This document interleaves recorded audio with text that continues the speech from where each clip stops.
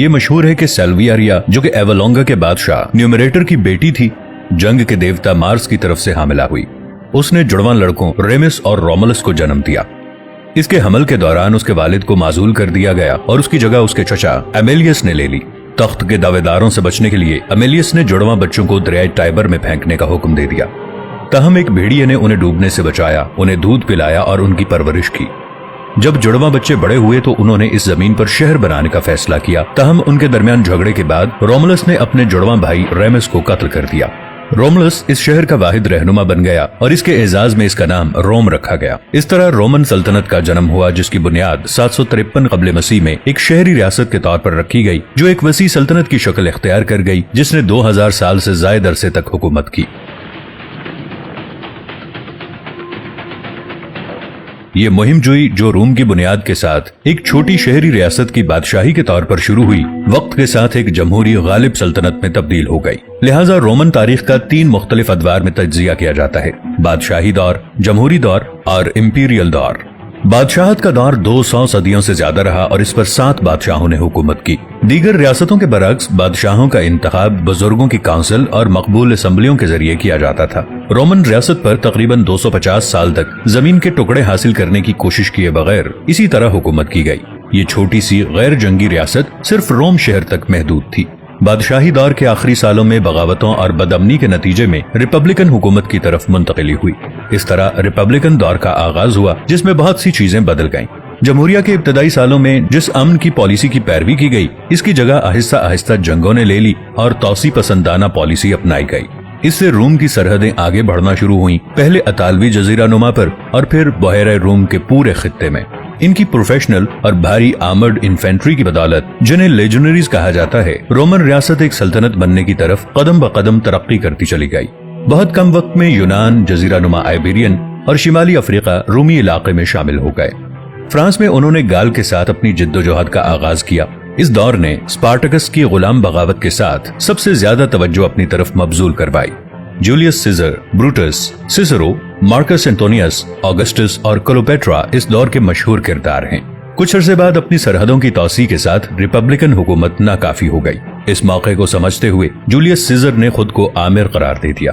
تاہم اسے 44 قبل مسیح میں مخالفین نے چھرا گھونپ کر موت کے گھاٹ اتار دیا، جس میں اس کا قریبی بیٹا بروٹس بھی شامل تھا۔ جولیس سیزر کی موت کے بعد اس کا جانشین اس کا بھتیجا آگسٹس بنا، جس نے وہ کام کیا جو سیزر نہیں کر سکا تھا۔ اس نے ریپبلکن دور کو بند کر کے شاہی دور شروع کیا۔ شاہی دور کے پہلے سال رنگین کرداروں سے بھرے ہوئے تھے۔ سب سے دلچسپ شہنشاہوں میں ایک کیلیگولا تھا، جو ذہنی طور پر غیر مستحکم تھا اور اس نے اپنے گھوڑوں کو سینیٹر بنانے اور سمندر کے دیوتا کے خلاف جنگ کا اعلان کرنے جیسے بہت سے مکروہ فیصلے کیے تھے۔ اس کے بعد آنے والے شہنشاہوں نے بھی حکمرانی کے لیے کوئی اچھی مثال قائم نہیں کی، یہاں تک کہ دعویٰ کیا گیا کہ اس نے جان بوجھ کر روم میں آگ لگائی اور اسے جلا دیا۔ ان تمام ناکام حکمرانوں کے باوجود رومی سلطنت ایک اچھی طرح سے قائم نظام کے ساتھ 200 سال تک علاقے حاصل کرتی رہی۔ تیسری صدی میں اس کی سرحدیں شمالی افریقہ سے میسوپوٹیمیا، مغربی یورپ سے خلیج فارس تک پہنچنے کی وجہ سے مختلف انتظامی مسائل اور الجھنیں شروع ہو گئیں۔ لہٰذا روم کے لیے ایک نئے دارالحکومت کی ضرورت تھی جو مغربی اور مشرقی دونوں سرزمین پر غلبہ حاصل کر سکے۔ آخر میں شہنشاہ قسطنطین نے قسطنطنیہ، جو کہ اب استنبول ہے، اسے اپنے دارالحکومت کے طور پر منتخب کیا۔ اس کی سیاسی اور تجارتی اہمیت کے ساتھ ساتھ اس کے جغرافیائی محل وقوع کی وجہ سے 324 میں ایک شاندار محل، سینٹ کی عمارت، ہپوڈروم اور گرجا گھر تعمیر کیے گئے۔ یہ شہر دشمن کے حملوں کے خلاف دفاع کے لیے بڑی دیواروں سے گھرا ہوا تھا اور 6 سال بعد 11 مئی 330 کو قسطنطنیہ اپنے سرکاری افتتاح کے ساتھ سلطنت کا نیا دارالحکومت بن گیا۔ سال 395 روم کے لیے ایک اہم موڑ تھا۔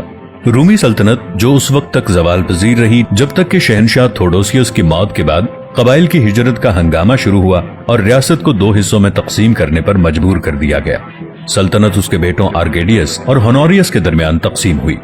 آرکیڈیس مشرق کا شہنشاہ بن گیا جس کا دارالحکومت قسطنطنیہ تھا، جبکہ ہونوریس مغرب کا شہنشاہ بن گیا جس نے میلان اور بعد میں روینا کو اس کا دارالحکومت بنایا۔ روم میں 476 تک 2 مختلف بادشاہ رہے اور یہ اس وقت تک رہا جب تک روم تقسیم نہ ہو گیا، اور جیسا کہ رومی مورخین کے مطابق خدا کا کوڑا نمودار نہیں ہوا، یعنی کہ ایٹلا ہن۔ शहनशाह इटला ने मशरकी रोमन सल्तनत को मुश्किल से दो चार रखा और रोम को खत्म करने में अहम किरदार अदा किया। एटिला की मौत के बाद मगरबी रोमी सल्तनत दीगर जर्मनी कबाइल के हमलों को मजीद बर्दाश्त नहीं कर सकी और आखिरकार तबाह हो गई। रोमनस ऑगस्टस के दौर में ये तारीख में गायब हो गए।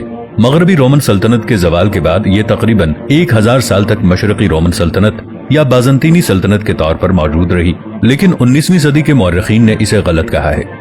ये बाजेंटियम सल्तनत का मशरकी निस्फ हमलों से महफूज रहा और यहाँ तक कि शहनशाह अनस्तोसियस के दौर में तरक्की करने में कामयाब हो गया, जो 491 में तख्त पर बैठा था। अगरचे इसने 650 की दिहाई तक एक अजीम सल्तनत के तौर पर अपनी हैसियत बरकरार रखी, लेकिन इसने अपने इलाके खो दिए। ये जजीरानुमा अरब, शिमाली अफ्रीका, मिस्र और अनातोलिया के कुछ हिस्से थे। उमवियों के कयाम के साथ तुर्क वो कबीला था जो मशरकी रूमी सल्तनत का खात्मा कर रहा था। ये बल्कान और अनातोलिया के दरमियान सदियों तक फंसे रहे। 1071 में अनातोलिया पर तुर्क छापे मंजिकर्त की जंग में अपनी फतह के साथ शुरू हुए, जिससे बाजंतीनियों का जवाल शुरू हो गया। दर हकीकत जैसे ही सल्तनत उस्मानिया, जो कि इस खित्ते में तुर्की की सल्तनतों में से एक है, गैर मामूली तौर पर तरक्की करती गई, मशरकी रूमी सल्तनत कुस्तुनतुनिया की फसीलों में फंसी हुई एक छोटी सी शहरी रियासत बन गई। 1453 में ये 7वें उस्मानी सुल्तान महमूद फातेह थे जिन्होंने रूमी सल्तनत को आखिरी धचका दिया। इस तरह अजीम रूमी सल्तनत की आखिरी बाक़ियात तारीख से मिट गईं। रूमी सल्तनत जिसने आलमी तारीख पर अपना निशान छोड़ा, अपनी बुनियाद से लेकर मशरकी रूमी सल्तनत के खात्मे तक 2206 साल इसने हुकूमत की। इस दौरान इसने तकरीबन 22,78,000 मुरब्बा मील के रकबे पर हुकूमत की। ये इतने वसीओ अरीज इलाकों तक पहुंच गई कि आज की सरहदों पर गौर किया जाए तो बहुत से ममालिक जैसे यूनान, Italy, Germany, France, England, Spain, पुर्तगाल, तुर्की, इराक, शाम, मिस्र, लीबिया, अलजायर और मराकश इस सल्तनत में शामिल थे। ये रियासत जो हजारों साल पहले दुनिया में मौजूद थी, आज भी टीवी सीरीज, फिल्मों और कंप्यूटर गेम्स में मकबूल है।